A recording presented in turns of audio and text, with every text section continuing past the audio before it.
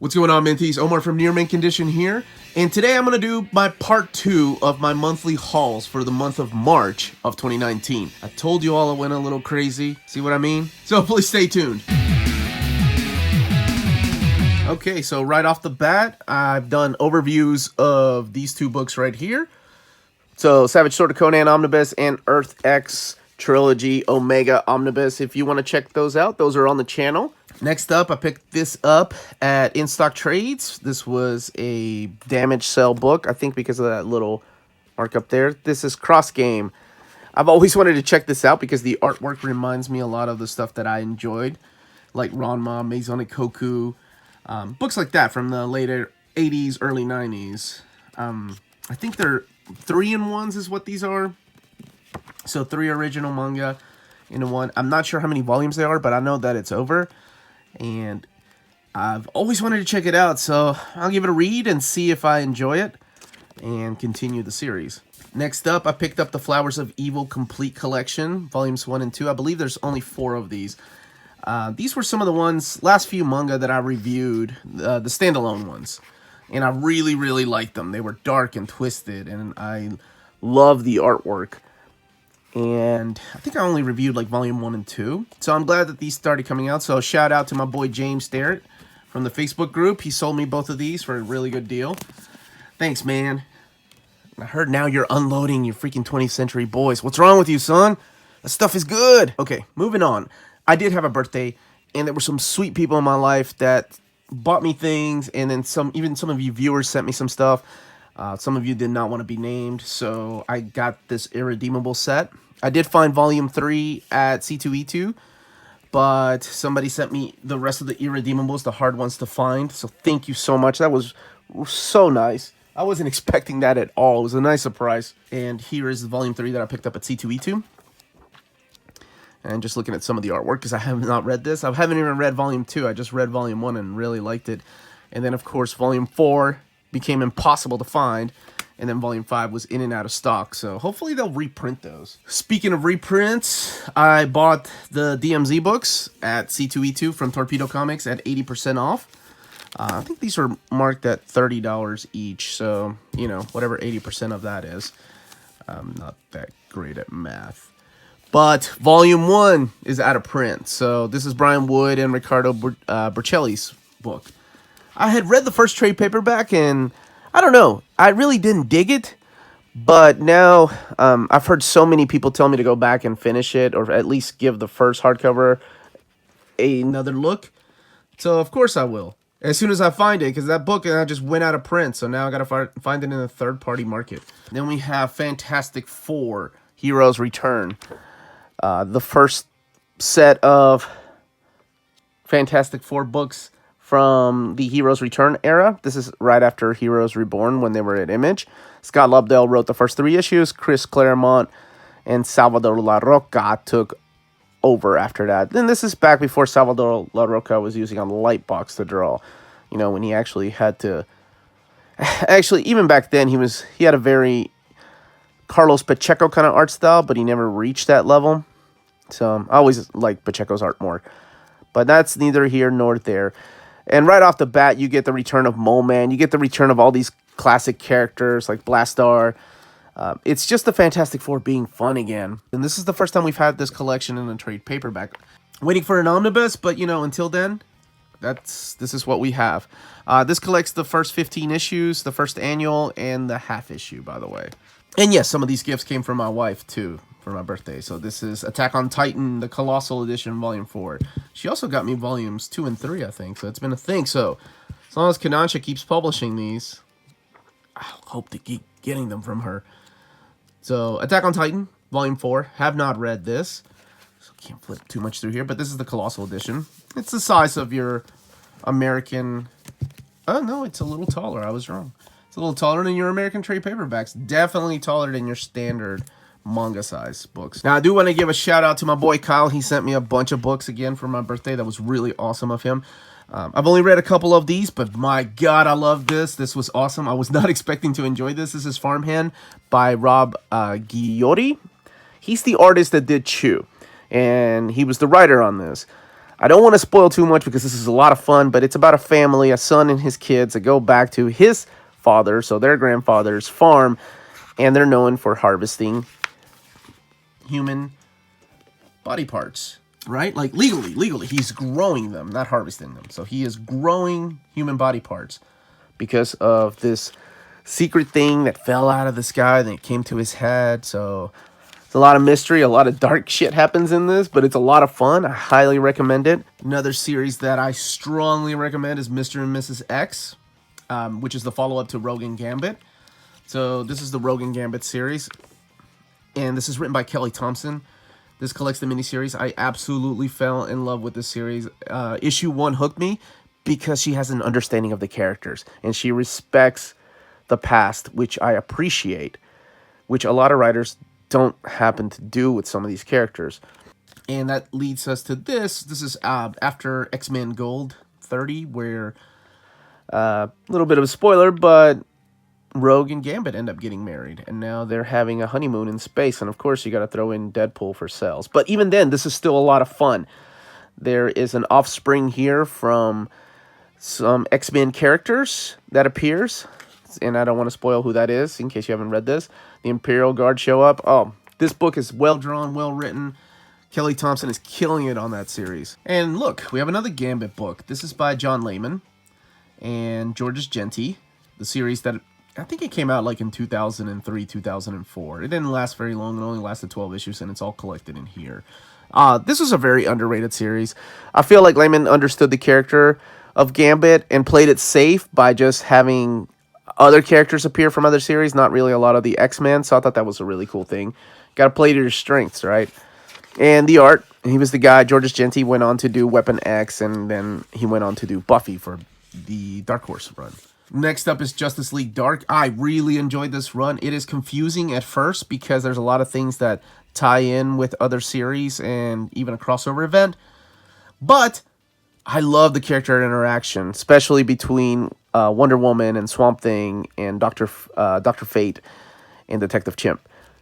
I mean, just look at the artwork. I can't wait to own it. I hope they do an oversized hardcover. So there's this scene right here I was reading at night. I was not expecting to get freaked out because this is, Cape Hero books, and then they run into this creepy dude right here, the Upside Down Man, and holy shit, I was taken back. I'm like, that's an actual creepy design. Actually, they do some artwork back here. And this collects Justice League Dark, by the way, 1 through 3 and 5 through 7, skipping issue 4 because that was part of the crossover.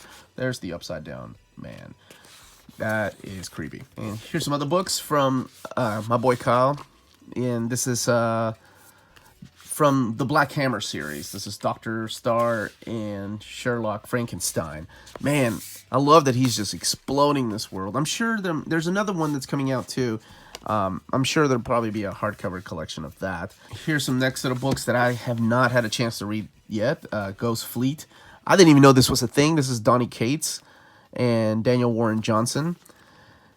All in one. It's all collected in here in this trade paperback from Image Comics. No idea that was even a thing, so Kyle hooked me up with that. Analog. Yeah, this is Gary Duggan, if I'm not mistaken. Also Image Comics. And then an Aftershock comic right here, Dark Arc. Which, I know my buddy Jess goes on about Aftershock, so this will be my first taste of Aftershock comics, and I was flipping through the art here, and it looks amazing. So this is probably one of the books I'll probably read next in my readathon. Next, we have Cable and X-Force Onslaught. That's right, continuing Cable and X-Force. This is I guess the third set of books from the classic line that was supposed to be out. Because before they had done Cable and X-Force and in the classic format, and they canceled that run, and then we had Cable and X-Force Onslaught Rising. So this is the book right afterwards. And this collects issues of Cable and X-Force. Cable 32 through 39 to be exact, and then X-Force 57 through 61, I believe. And then the Cable and X-Force Annual 96.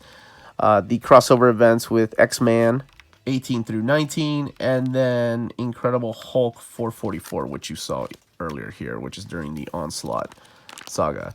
So yeah, I hope they continue this. I know there's a Cable X-Force Omnibus coming out, which is actually X-Force Omnibus Volume 3, But who we kidding? As long as we keep getting these in oversized format, I will keep throwing money at you, Marvel, you bastards. And then we got volume 4 of part 2 of Jojo.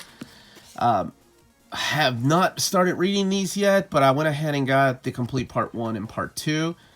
And as I mentioned earlier before in my other haul videos, that these look like Fist of the North Star, over the top, gruesome, awesome, hyper testosterone kind of adventure that I enjoyed when I was a kid, and you know, I still partially do. So I can see why this has a huge following. I hope you remember the Salvador Larroca artwork from that Fantastic Four book that I picked up, because this is Salvador Larroca's artwork now. This is, by the way, Darth Vader, the Omnibus edition, collecting the first 25 issues and also the first annual, the Vader Down storyline, and the issues of Star Wars that it crossed over with. Here's the table of contents. Kieran Gillen did most of this stuff, except, like I said, the Star Wars crossover stuff, which was written by Jason Aaron. And just, you see how much his art style has changed? It's, let's look at faces, actually.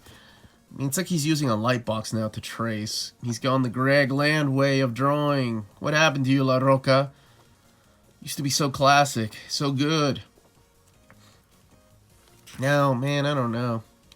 Seems like he's got a mix of a light box and just Photoshop. Which I guess when you're drawing realistic characters, it helps out, but I don't know, it just takes away from the magic of feeling like it's a comic book. But anyway, I picked this up from a member in the Facebook group, and I didn't have this because I was waiting for the Star Wars Omnibus. So there we go, Vader.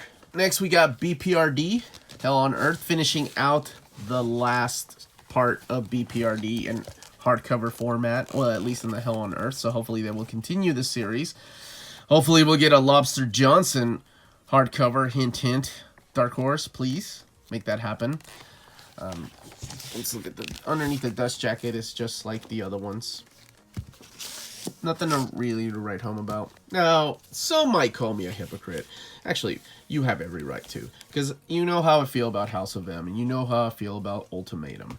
And I picked these up. Once again, from Torpedo, they were 80% off. I always like this cover, and this collects the Spider-Man story that I really enjoyed by Mark Waid. Thunderbolts, and I'm just going to justify it like that. Oh, and issues of Uncanny X-Men, written by Chris Claremont, but apparently were so terrible because they were forced into this crossover event that Helen Davis walked away mid-crossover event, that he was like, yeah, I can't do this anymore, Chris. So Chris Bachalo came on board and finished out the remaining House of M story. I feel you, Alan Davis. House of M wasn't that great. It could have been so much better. Now let's move on. Alright, moving on to the next book that is a sin for me to own. It's Ultimatum, but I own Ultimatum. I own all the other Ultimate X-Men, Ultimate Spider-Man, Ultimates, and Ultimate Fantastic Four in oversized hardcovers, so I might as well make this the bookend to those books, because that makes sense. And it's got the oversized issues of Ultimate X-Men and Ultimate Fantastic Four. And that's why I purchased that. And that, ladies and gentlemen, is how I justify my dumbass buying stupid stuff like this. And it was also 80% off. So that also helps, right? That helps a ton. Now, my buddy Gabe hooked me up with this. This is the Menara Erotica hardcover volume 2, a book that's out of print. And a book, unfortunately, I can't look inside and show any of the artwork from, because, Jesus, every other page has some kind of erotica thing. Go figure, right? So I try to find at least the classiest pictures, because Menara is a wonderful artist, and that's kind of why I get these. There's some censored art right there. Just a little side boob, and then can't show the rest of the panels because things happen. And then he's got some black and white art, too, in the back. Like some black and white stories. This is how I love finding creepy volumes. I found it for 80% off at the convention. These are the black and white collections from Warren Magazine. I love both creepy and eerie magazines, and I really need to get on these because I think volume 26 is dropping of both eerie and creepy, and I'm still stuck on volume 15 of each, with the exception of this, because this is volume 18. So now peeking back there is Avengers, which I've done an overview of, so if you want to check that out, it's on the channel. Now I'm going to get some of these bigger books and lay them out here so you can appreciate the artwork. First up is Harrow County volume 2 by Colin Bunn. and Tyler Crook. Volume 1 was one of those books that I sat through and read in one sitting. It was great. I loved it. It was creepy. And I can't flip too much through here, but as you can tell, there's already some creepy ass shit going on. And it's not even Halloween, so this is my kind of storytelling.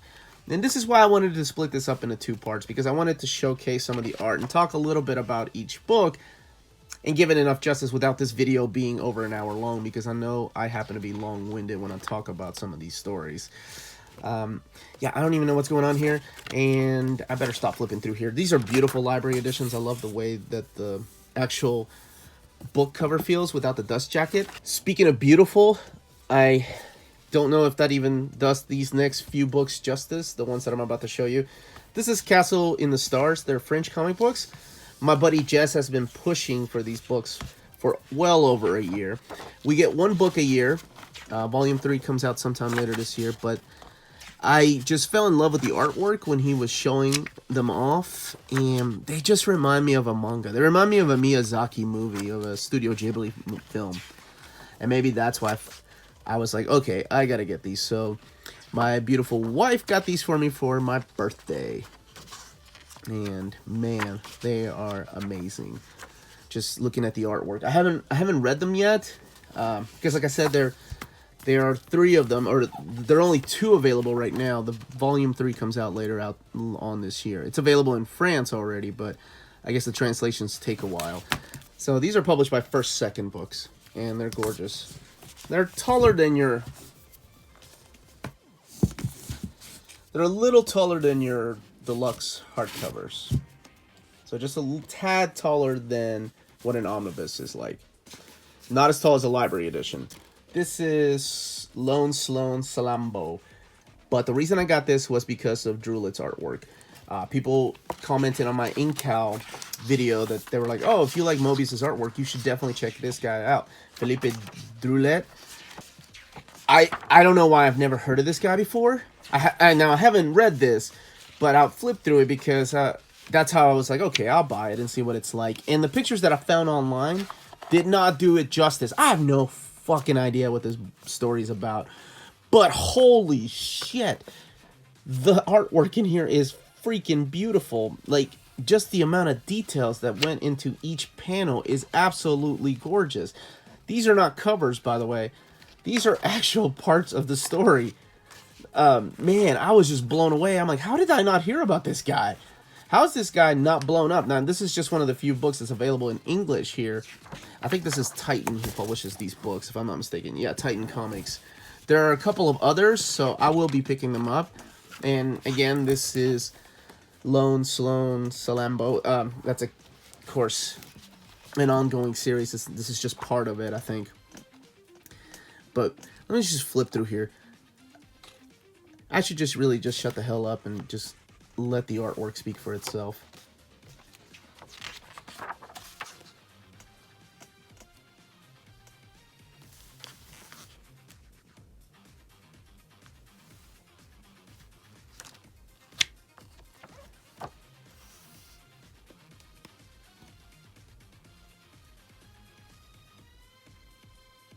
I find these pages just jaw-dropping because, I don't know, he could have taken the easy route with a bunch of soldiers and just copy and pasted the same soldier in the background, but he doesn't. This is just, oh my god. As far as art, this is beautiful. Now, to give you an idea of how big this book is, I'm going to hold it against the library edition of Harrow County. So it is a tall book. It's not going to fit in my shelf. It's a little taller than the 6 Gunslinger editions, or the deluxe editions, the lettered 44, the Kaiju Max. This is Michael Moorcock. God, I hope I'm saying that dude's name right. Elric, but this is the new series, not the classic stuff. My wonderful cousin Amanda got this for me for my birthday, and you know, she got me a couple other things, but this is the one that stood out. This is written by Julian Blundell, and it's based on Michael Moorcock's book. And the art is by Robin Recht and Didier Poli. I've never read any of Elric, so this is the new edition, and I just really, really like this presentation that they did with these books. This is the... They're also available, I think, in trade paperback, but I love the way that these deluxe hardcovers look. They look beautiful. I love that gold design. The second one, volume 2, comes out fairly soon. I think it's Stormbringer. Okay, here they are. This is what's available in trade paperback. And eventually, I think they're all going to get this kind of treatment, this deluxe hardcover treatment. This was a really nice surprise. I had mentioned it to her that I wanted to read it, and she was sweet enough to remember and picked it up for me. So I think this is available on Amazon still.